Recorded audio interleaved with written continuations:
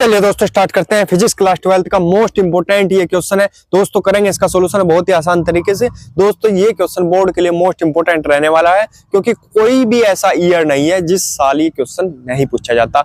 हर board में ये question हमेशा पूछा जा रहा है, लगातार पूछा जा रहा है। दो क्वेश्चन है, एक परावर्तन की व्याख्या हाइगेंस के सिद्धांत के आधार पर और एक अपवर्तन की व्याख्या। परावर्तन की व्याख्या मैंने करा दी है, अब मैं लेके आया हूँ अपवर्तन की व्याख्या। बहुत ही आसान तरीके से समझाऊंगा, बुक मॉडल उठाकर कुछ देखने की जरूरत नहीं है, जो मैं करा रहा हूं वो करेंगे। आपको देख के ये लग जाएगा कि हाँ कुछ बात है, कुछ अलग है बुक और किताब से। ठीक है, तो चलिए दोस्तों स्टार्ट करते हैं इस क्वेश्चन को और करते हैं इसका सॉल्यूशन बहुत ही आसान तरीके से। अगर आप हमारे चैनल पर नए हैं तो प्लीज वीडियो को लाइक कर दीजिए, कमेंट कर दीजिए और हमारे चैनल को सब्सक्राइब कर दीजिए।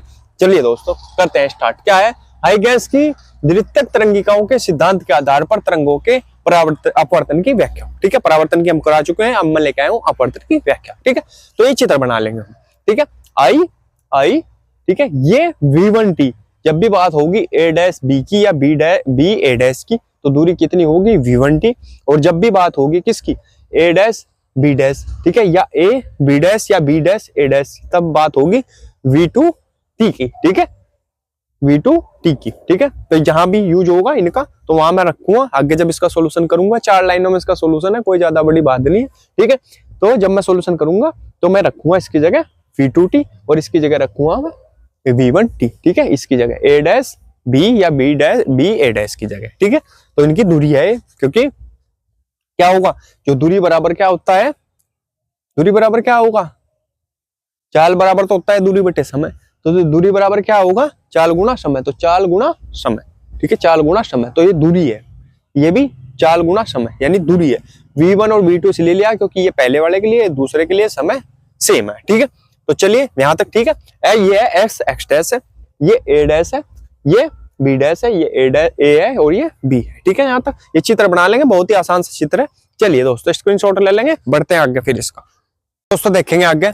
चित्र के बाद सिर्फ ये 2 लाइनें लिखनी है आपको। ठीक है, चित्र के बाद। ठीक है, पहले चित्र बना देंगे फिर ये लिखेंगे। माना एक प्रकाश स्रोत अंत पर रखा है, ठीक है, जिससे प्राप्त समतल तरंगाग्र AB अपवर्तक पृष्ठ x डैश पर इस प्रकार आपतित होता है कि तरंग संचरण की किरण अपवर्तक पृष्ठ के बिंदु A पर अभिलंब से कोण I बनाती है। बस इतनी सी बात है। ठीक है, इसके बाद मैं सॉल्यूशन करा रहा हूं। ठीक है, इससे बाद कुछ नहीं लिखना, इसके बाद सिर्फ डायरेक्ट सॉल्यूशन लिखना। इतना लिखना जितना याद रह सके, फालतू के चक्कर में नहीं पड़ना, कथासी बिल्कुल नहीं लिखनी। ठीक है, कुछ भी नहीं लिखना बिल्कुल फालतू की। ठीक है, तो मैं बता रहा, अब क्या करेंगे, क्या लिखेंगे अब? माना, जो मोस्ट इंपोर्टेंट टॉपिक है बस सिर्फ वही लिखेंगे। माना आपतित तरंगाग्र, माना आपतित तरंगाग्र AB तथा अपवर्तित तरंगाग्र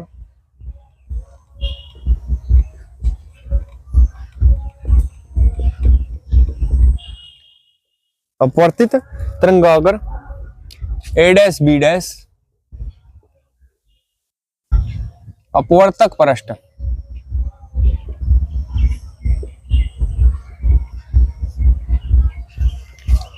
अपवर्तक पृष्ठ x डैश के साथ, x डैश के साथ, चित्र में देखते रहेंगे भाई, x डैश के साथ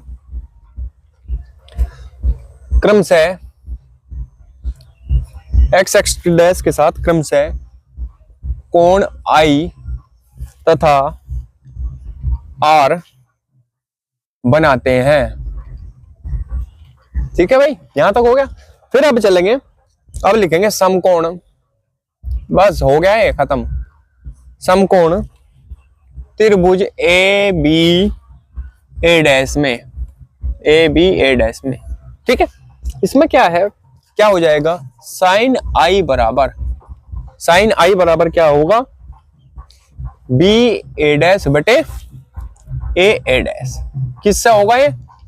साइन बराबर, साइन थीटा बराबर क्या होता है? लंब बटे कर्ण। तो लंब बटे कर्ण देखेंगे चित्र में, ये लंब है ये कर्ण है। ठीक है, तो B A डैश बटे A डैश। ठीक है, यहां तक कोई दिक्कत नहीं है।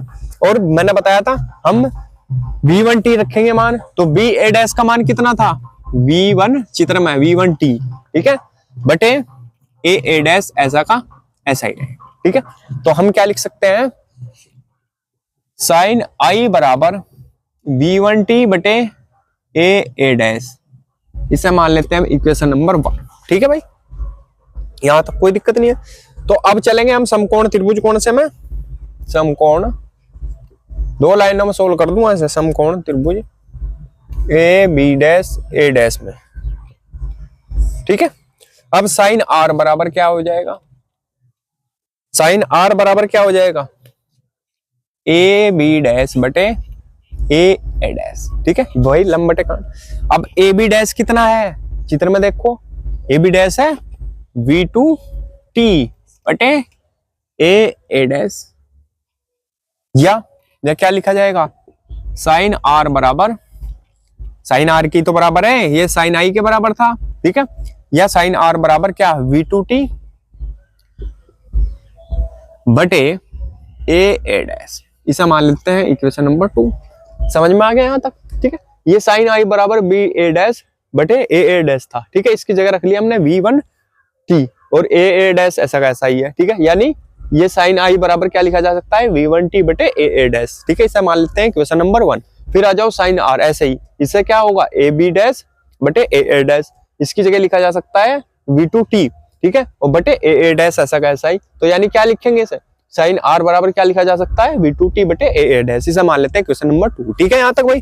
अब चलो, अब क्या करेंगे, समीकरण 1 को समीकरण 2 से भाग करने पर, ठीक है, समीकरण 1 को 2 से भाग करने पर, अब भाग करेंगे तो साइन आई, समीकरण 1 है साइन आई, साइन आई। ठीक है, साइन आई का मान कितना है, इधर लिख देंगे, बराबर लगाएंगे ना, साइन आई बराबर कितना है, ये v1t बटे ए डैश, ए डैश। ठीक है, बटे भाग करेंगे ना आपस में, साइन आई बटे किससे, साइन आर से, यानी समीकरण 1 को 2 से भाग करना है, तो साइन आई बटे साइन आर लिखा जाएगा। ठीक है, अब इसका मान रख दिया हमने, तो इसकी वैल्यू भी लिखी जाएगी, साइन आई की वैल्यू तो लिख दी है, बटे इसकी भी लिखी जाएगी, क्योंकि इसके बटे इसे करना है, तो इधर बराबर से जो इधर इधर वाले हैं साइन आई बटे साइन आर लिखे जाएंगे, और जो बराबर से उधर उधर वाले हैं वे क्या लिखे जाएंगे, v1t बटे ए डैश बटे v2t बटे ए डैश। ठीक है, क्योंकि समीकरण 1 को 2 से क्या करना है, भाग करना है। ठीक है भाई, यहां तक क्लियर है, लिख देंगे तो क्या हो जाएगा, ये आपके पास v2t बटे ए डैश। ठीक है, यहां तक कोई दिक्कत नहीं है, कोई कंफ्यूजन नहीं है। अब बाहर बाहर की गुणा और अंदर अंदर की गुणा करेंगे, बाहर बाहर की गुणा और अंदर अंदर के पदों की गुणा। ठीक है, तो बाहर बाहर की गुणा करने पर क्या हो जाएगा, साइन आई बटे साइन आर बराबर, दिख रहा ना, क्लियर दिख रहा ना, हाँ देख, क्या हो जाएगा आपके पास, ये बताओ, v1t गुणा ए डैश, ए डैश, क्यों, क्योंकि बाहर बाहर की गुणा। ठीक है, बटे ए डैश गुणा अंदर अंदर की v2t। ठीक है, तो ए डैश से कैसा हुआ है, कैसा हुआ है बताओ, तो ये कैसा हुआ, बाहर बाहर की गुणा करी, v1t गुणा ए डैश। ठीक है, फिर अंदर अंदर की बटे ए डैश गुणा v2t, ये तो रूल है। अब ए डैश से ए डैश कट गया आपके पास, तो क्या बचेगा आपके पास, अब क्या बचेगा, साइन आई बटे साइन आर बराबर, देखो अब टी से टी भी कट गया, टी से टी भी कट गया, क्या बचेगा, v1 बटे v2, v1 बटे v2, म्यू बोला जाता है वैसे, लेकिन सिंपल भाषा में v बोल देते हैं, होता है म्यू है। ठीक है, गुंडी होती है ना इसमें ऊपर, तो यानी किसके बराबर होगा, ये नियतांक है, नियतांक है, नियत है, नियत। ठीक है, तो ये क्वेश्चन में पूछ भी लेता है कि इसके नियम से स्नेल का नियम भी सिद्ध कीजिए, तो ये स्नेल का नियम आपके पास सिद्ध कर दिया हमने, तो लिखेंगे यही स्नेल का अपवर्तन का नियम है, यही स्नेल का अपवर्तन का नियम है, यही स्नेल का अपवर्तन का नियम है, अर्थात यह अपवर्तन का द्वितीय नियम है। अर्थात यह कौन सा नियम है और अपवर्तन का द्वितीय नियम है, यानी दूसरा नियम है, द्वितीय नियम है। ठीक है भाई, अब आगे चलो, एक लाइन और लिख देंगे। आपतित किरण चित्र से स्पष्ट है, ये लिख दो, चित्र से स्पष्ट है, जैसे उसमें लिखा था, चित्र से स्पष्ट है कि आपतित किरण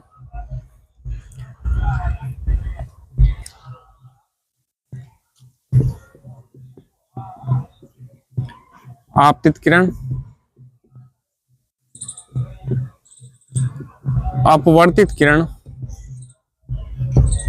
आपतित किरण अपवर्तित किरण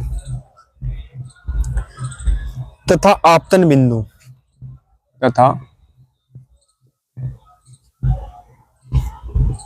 आपतन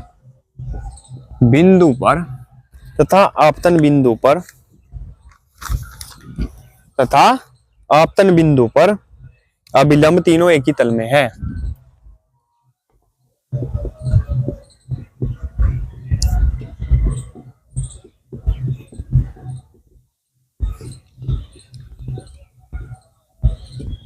एक ही तल में है, तीनों एक ही तल में है, तो ये कौन सा नियम है? द्वितीय द्वितीय तो हो गया, प्रथम नियम है, यह अपवर्तन का प्रथम नियम है, यह